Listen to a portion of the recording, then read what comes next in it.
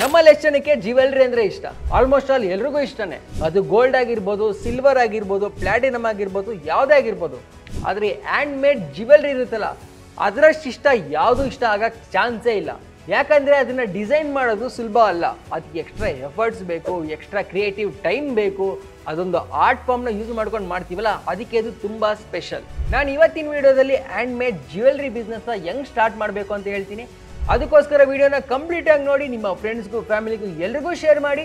ನೀವು ನೋಡ್ತಾ ಇದ್ದೀರಾ freedom Kannada business YouTube channel. ನಾನು ಆಂಕರ್ ಕಿಶೋರ್.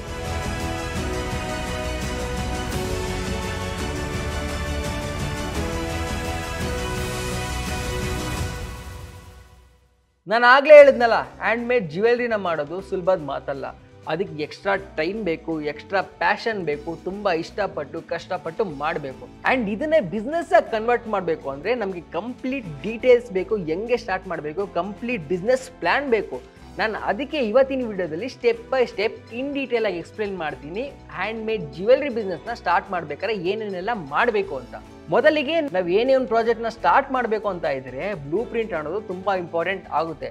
ಅದರಲ್ಲೂ ಬಿಸ್ನೆಸ್ನ ಸ್ಟಾರ್ಟ್ ಮಾಡಬೇಕು ಅಂತಿದ್ರೆ ಬಿಸ್ನೆಸ್ ಪ್ಲ್ಯಾನು ತುಂಬ ಇಂಪಾರ್ಟೆಂಟ್. ಅದಕ್ಕೋಸ್ಕರ ನಾವು ಈ ಬಿಸ್ನೆಸ್ನ ಸ್ಟಾರ್ಟ್ ಮಾಡೋಕ್ಕೆ ಮುಂಚೆನೇ ಒಂದು ಬಿಸ್ನೆಸ್ ಪ್ಲ್ಯಾನ್ನ ರೆಡಿ ಮಾಡ್ಕೋಬೇಕು. ನಾವು ಎಷ್ಟು ಇನ್ವೆಸ್ಟ್ ಮಾಡ್ತೀವಿ, ನಮ್ಗೆ ಏನೇನೆಲ್ಲ ರಾ ಮೆಟೀರಿಯಲ್ಸ್ ಬೇಕು, ಏನೇನೆಲ್ಲ ಟೂಲ್ಸ್ ಆ್ಯಂಡ್ ಎಕ್ವಿಪ್ಮೆಂಟ್ಸ್ ಬೇಕು, ಆ್ಯಂಡ್ ಗೌರ್ಮೆಂಟಿಂದ ಏನೇನು ಲೈಸೆನ್ಸ್ ತೊಗೋಬೇಕು, ಆ್ಯಂಡ್ ಇವೆಲ್ಲದರ ಜೊತೆಗೆ ನಮ್ಮ ಬಿಸ್ನೆಸ್ ಗೋಲ್ಸ್ ಏನು, ನಮ್ಮ ಟಾರ್ಗೆಟ್ ಆಡಿಯನ್ಸ್ ಯಾರು, ನಾವು ಇದನ್ನು ಅಡ್ವರ್ಟೈಸು ಮಾರ್ಕೆಟಿಂಗ್ ಎಲ್ಲ ಹೆಂಗೆ ಮಾಡ್ತೀವಿ ಅಂತ ಕಂಪ್ಲೀಟಾಗಿ ಡೀಟೇಲ್ಡ್ ಬ್ಲೂ ಪ್ರಿಂಟ್ನ ನಾವು ರೆಡಿ ಮಾಡ್ಕೋಬೇಕು. ಅದೇ ಬಿಸ್ನೆಸ್ ಪ್ಲ್ಯಾನ್ನ ರೆಡಿ ಮಾಡ್ಕೋಬೇಕು. ಇದರ ಜೊತೆಗೆ ಬಿಸ್ನೆಸ್ ಪ್ಲ್ಯಾನಲ್ಲಿ ನಮ್ಮ ಗೋಲ್ ಆ್ಯಂಡ್ ಆಬ್ಜೆಕ್ಟಿವ್ ಏನು ಅಂತ ಕೂಡ ಸ್ಟೇಟ್ ಮಾಡ್ಕೋಬೇಕು. ಬಿಸ್ನೆಸ್ ಪ್ಲ್ಯಾನ್ನ ಕ್ರಿಯೇಟ್ ಮಾಡಿದ ನಂತರ ನಾವು ಲೀಗಲ್ ಕನ್ಸಿಡರೇಷನ್ಗೆ ಹೋಗಬೇಕು. ಅಂದರೆ ನಮ್ಮ ಬಿಸ್ನೆಸ್ನ ಸ್ಟಾರ್ಟ್ ಮಾಡೋಕ್ಕೆ ಲೀಗಲ್ ಆಗಿ ಏನೇನೆಲ್ಲ ಡಾಕ್ಯುಮೆಂಟೇಷನ್ ನಾವು ಮಾಡಿಸ್ಕೋಬೇಕು ಅಂತ ತಿಳ್ಕೋಬೇಕು. ನಾವು ಎಲ್ಲಿ ಬಿಸ್ನೆಸ್ನ ಸ್ಟಾರ್ಟ್ ಮಾಡ್ತೀವಿ ಅದರ ಲೋಕಲ್ ಅಥಾರಿಟಿ ಅವ್ರನ್ನ ಚೆಕ್ ಮಾಡಿಕೊಂಡು ನಾವು ಏನೇನೆಲ್ಲ ರೂಲ್ಸ್ ಆ್ಯಂಡ್ ರೆಗ್ಯುಲೇಷನ್ನ ಫಾಲೋ ಮಾಡ್ಕೋಬೇಕು, ಏನೇನೆಲ್ಲ ಲೈಸೆನ್ಸ್ನ ತೊಗೋಬೇಕು ಅನ್ನೋದನ್ನ ತಿಳ್ಕೊಂಡು ಲೈಸೆನ್ಸ್ನ ತಗೊಂಡು ನಮ್ಮ ಬಿಸ್ನೆಸ್ನ ಸ್ಟಾರ್ಟ್ ಮಾಡಬೇಕು.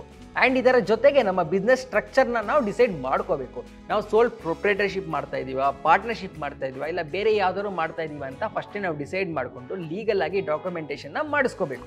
ಗೌರ್ಮೆಂಟಿಂದ ಲೋಕಲ್ ಅಥಾರಿಟಿಗಳಿಂದ ನಮ್ಮ ಡಾಕ್ಯುಮೆಂಟೇಷನ್ ಎಲ್ಲ ಮುಗಿಸಿದ ನಂತರ ನೆಕ್ಸ್ಟ್ ಸ್ಟೆಪ್ಪು ನಾವು ಒಂದು ವರ್ಕ್ ಪ್ಲೇಸ್ನ ರೆಡಿ ಮಾಡ್ಕೋಬೇಕು. ಅದರಲ್ಲೂ ಇಂಥ ಕ್ರಿಯೇಟಿವ್ ಫೀಲ್ಡ್ ಬಿಸ್ನೆಸ್ಗೆ ವರ್ಕ್ ಪ್ಲೇಸು ತುಂಬ ಚೆನ್ನಾಗಿರಬೇಕು. ಆ್ಯಂಡ್ ಈ ಬಿಸ್ನೆಸ್ನ ನೀವು ಮನೇಲೂ ಮಾಡ್ಬೋದು, ಇಲ್ಲಾಂದರೆ ಯಾವ್ದಾದ್ರು ಚಿಕ್ಕ ಒಂದು ಸ್ಪೇಸ್ನ ರೆಂಟ್ ಮಾಡ್ತೀನಿ ಅಂದರೂ ಕೂಡ ಮಾಡ್ಬೋದು. ಬೆಸ್ಟ್ ಏನಂದರೆ ಇದನ್ನು ಮನೇಲಿ ಕೂಡ ಸ್ಟಾರ್ಟ್ ಮಾಡ್ಬೋದು. ಆ್ಯಂಡ್ ನಿಮಗೆ ಬೇಕಾಗಿರುವಂಥ ಇಂಪಾರ್ಟೆಂಟ್ ಟೂಲ್ಸು ಮೆಟೀರಿಯಲ್ಸ್ ಏನೇನು ಬೇಕೋ ಅದನ್ನೆಲ್ಲ ತಗೊಂಡು ರೆಡಿ ಮಾಡಿಕೊಂಡ್ರೆ ನಿಮಗೆ ಒಳ್ಳೆಯದು. ಕ್ವಾಲಿಟಿ ಆಗಿರುವಂಥ ಟೂಲ್ಸ್ ಆ್ಯಂಡ್ ಎಕ್ವಿಪ್ಮೆಂಟ್ಸ್ ಮೇಲೆ ನಾವು ಇನ್ವೆಸ್ಟ್ ಮಾಡಬೇಕಾಗುತ್ತೆ. ಯಾಕಂದರೆ ಇದು ತುಂಬ ಕ್ರಿಯೇಟಿವ್ ಆಗಿರುವಂಥ ಬಿಸ್ನೆಸ್ ಆಗಿರೋದ್ರಿಂದ ನಮ್ಗೆ ಒಳ್ಳೆ ಕ್ವಾಲಿಟಿ ಎಕ್ವಿಪ್ಮೆಂಟ್ಸ್ ಬೇಕಾಗುತ್ತೆ. ಆ್ಯಂಡ್ ಇದರ ನಂತರ ರಾ ಮೆಟೀರಿಯಲ್ಸ್ನ ಎಲ್ಲಿಂದ ತರಬೇಕು ಅನ್ನೋದನ್ನ ನೀವು ಡಿಸೈಡ್ ಮಾಡಬೇಕಾಗುತ್ತೆ. ಯಾಕಂದರೆ ಹ್ಯಾಂಡ್ ಮೇಡ್ ಜ್ಯುವೆಲ್ರಿ ಮಾಡೋಕ್ಕೆ ತುಂಬ ಒಂದು ಎಕ್ವಿಪ್ಮೆಂಟ್ಸು, ತುಂಬ ರಾ ಮೆಟೀರಿಯಲ್ಸು ಬೇಕಾಗುತ್ತೆ.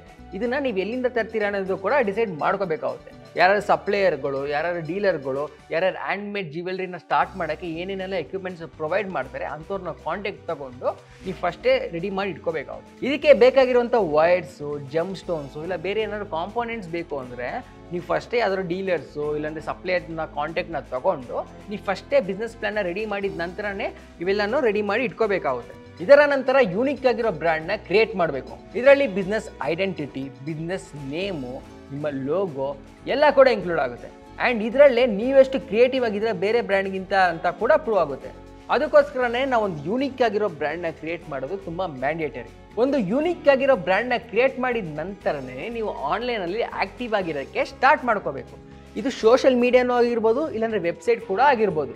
ಒಂದು ಯೂನಿಕ್ ಆಗಿರೋ, ಒಂದು ಟ್ರೆಂಡಿ ಆಗಿರೋ ಲೋಗೋನ, ನೇಮ್ನೆಲ್ಲ ಕ್ರಿಯೇಟ್ ಮಾಡಿದ ನಂತರ ಇದನ್ನ ಕರೆಕ್ಟ್ ಪ್ಲ್ಯಾಟ್ಫಾರ್ಮಲ್ಲಿ ಪ್ರಮೋಷನ್ ಮಾಡೋದು ತುಂಬ ಇಂಪಾರ್ಟೆಂಟ್ ಆಗುತ್ತೆ.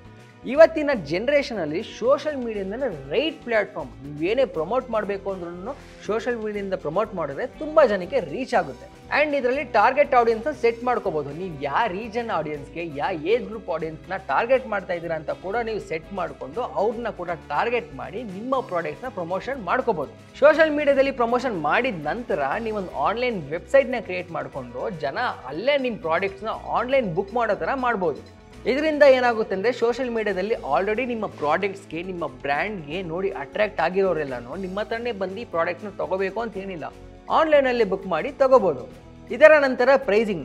ನೀವು ಒಂದು ಜ್ಯುವೆಲ್ರಿನ ಮಾಡೋಕ್ಕೆ ಎಷ್ಟು ಟೈಮ್ನ ಸ್ಪೆಂಡ್ ಮಾಡಿರ್ತೀರಾ ಆ್ಯಂಡ್ ಎಷ್ಟು ಕಾಸ್ಟ್ಲಿ ಮೆಟೀರಿಯಲ್ಸ್ನ ಹಾಕಿರ್ತೀರಾ ಆ್ಯಂಡ್ ಅದ್ರ ಮೇಲೆ ನಿಮ್ಮ ಪ್ರಾಫಿಟ್ ಮಾರ್ಜಿನ್ ಎಲ್ಲ ಆ್ಯಡ್ ಮಾಡಿಬಿಟ್ಟು ಒಂದು ಪ್ರೈಸ್ನ ನಾವು ಸೆಟ್ ಮಾಡ್ಕೋಬೇಕು. ಒಳ್ಳೆ ರೀಸನಬಲ್ ಪ್ರೈಸ್ನ ಸೆಟ್ ಮಾಡ್ಕೊಂಡಿದ ನಂತರ ನಮ್ಮ ಪ್ರಾಡಕ್ಟ್ಸ್ಗಳನ್ನ ಮಾರ್ಕೆಟಿಂಗ್ ಮಾಡೋಕ್ಕೆ ಸ್ಟಾರ್ಟ್ ಮಾಡ್ಬೋದು. ನಾನು ಆಗಲೇ ಹೇಳಿದ ಥರ ಸೋಷಿಯಲ್ ಮೀಡಿಯಾನೇ ನಮಗೆ ರೈಟ್ ಪ್ಲಾಟ್ಫಾರ್ಮ್. ಸೋಷಿಯಲ್ ಮೀಡಿಯಾ ಇನ್ಫ್ಲೂಯೆನ್ಸರ್ಗಳಿಂದ ನಮ್ಮ ಪ್ರಾಡಕ್ಟ್ಸ್ಗಳನ್ನ ಪ್ರಮೋಷನ್ ಮಾಡಿಸ್ಕೊಂಡ್ರೆ ನಮ್ಮ ಪ್ರಾಡಕ್ಟ್ಗೆ ಒಳ್ಳೆ ಪಬ್ಲಿಸಿಟಿ ಸಿಗುತ್ತೆ ಆ್ಯಂಡ್ ಇದರ ಜೊತೆಗೆ ಒಳ್ಳೆ ಬ್ಲಾಗ್ಸ್ಗಳು ಕೂಡ ನಮ್ಮ ಬ್ರ್ಯಾಂಡ್ಗಳ ಮೇಲೆ ಬರ್ಸ್ಕೊಂಡು promotion ಮಾಡಿಸ್ಕೋಬಹುದು.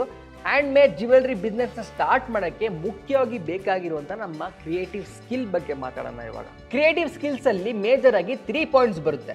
Number 1 jewellery design, number 2 product quality, number 3 photography and presentation.